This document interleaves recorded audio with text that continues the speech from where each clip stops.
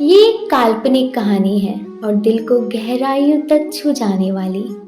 एक बार स्वर्ग में विचरण करते हुए कृष्ण और राधा एक दूसरे के सामने आ गए। विचलित सी कृष्ण, प्रसन्नचित सी राधा। कृष्ण सब कपाए, राधा मुस्कुराई। इससे पहले कि कृष्ण कुछ कह पाते, राधा बोल उठी, कैसे हो द्वारिकाधीश। जो राधा उन्हें काना काना कहकर बुलाती थी, उसके मुख से द्वारिकाधीश का संबोधन कृष्ण को भीतर तक घायल कर गया। फिर भी किसी तरह अपने आप को संभाल लिया उन्होंने और बोले राधा से, मैं तुम्हारे लिए आज भी वही काना हूँ। तुम तो मुझे द्वारिकाधीश मत कहो। आओ बैठते हैं, कुछ मैं अपनी कहता हूँ, कुछ तुम अपनी सुनाओ। सच कहूँ राधा, जब जब भी तुम्हारी याद आती थी, इन आंखों से आंसुओं की बूंदें निकल आती थी। राधा बोली, मेरे साथ ऐसा कुछ भी नहीं हुआ। न तुम्हारी याद आई, न आंखों से आंसू बहा, क्योंकि हम कभी तुम्हें भूले ही कहाँ थे। जो तुम याद आते, इन आंखों में तो सदा ही तुम ही थे। कहीं आंसुओं के साथ निकल न जाओ, इसलिए रोते भी नहीं थे। कान्हा, प्रेम से अलग होकर तुमने क्या क्या खोया, इसका एक आईना दिखाऊं तुम्हें। कुछ कड़वे सच प्रश्न सुन पाओ तो सुनाऊं। कभी सोचा है इस तरक्की में तुम कितने पिछड़ गए। यमुना के मीठे पानी से जिंदगी की शुरुआत की और समुद्र के खारे पानी तक पहुंच गए। एक उंगली पर चलने वाले सुदर्शन चक्र पर भरोसा कर लिया और 10 उंगलियों पर चलने वाली बांसुरी को भूल गए। कान्हा, जब तुम प्रेम से जुड़े थे तो जो उंगली गोवर्धन पर्वत उठाकर लोगों को विनाश से बचाती थी, प्रेम से अलग होने पर वही उंगली क्या क्या रंग दिखाने लगी। सुदर्शन चक्र उठाकर विनाश के काम आने लगी। कान्हा और द्वारिकाधीश में क्या अंतर होता है बताऊं? कान्हा होते तो तुम सुदामा के घर जाते, सुदामा तुम्हारे घर नहीं आता।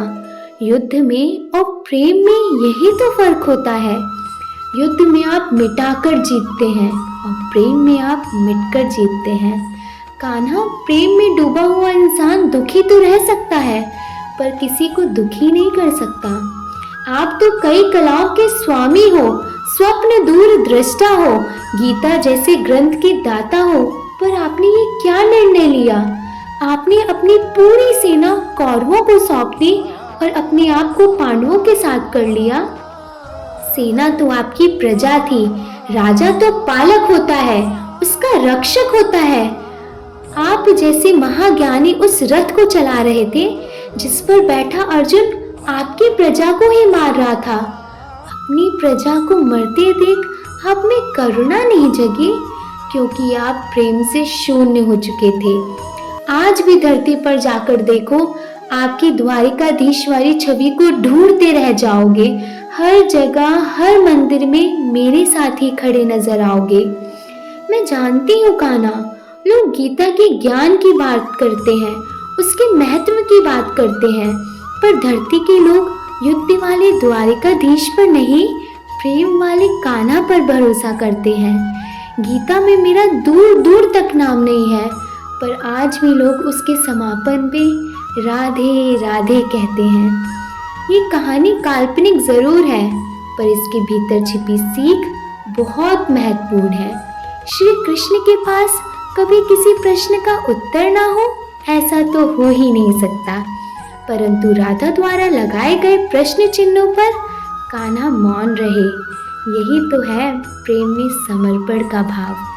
पराक्रम में हमें हर एक किसी को हराना होता है, तब भी हम जीत के भी हार जाते हैं, परंतु प्रेम में एक ही कईयों का दिल जीत लेता है।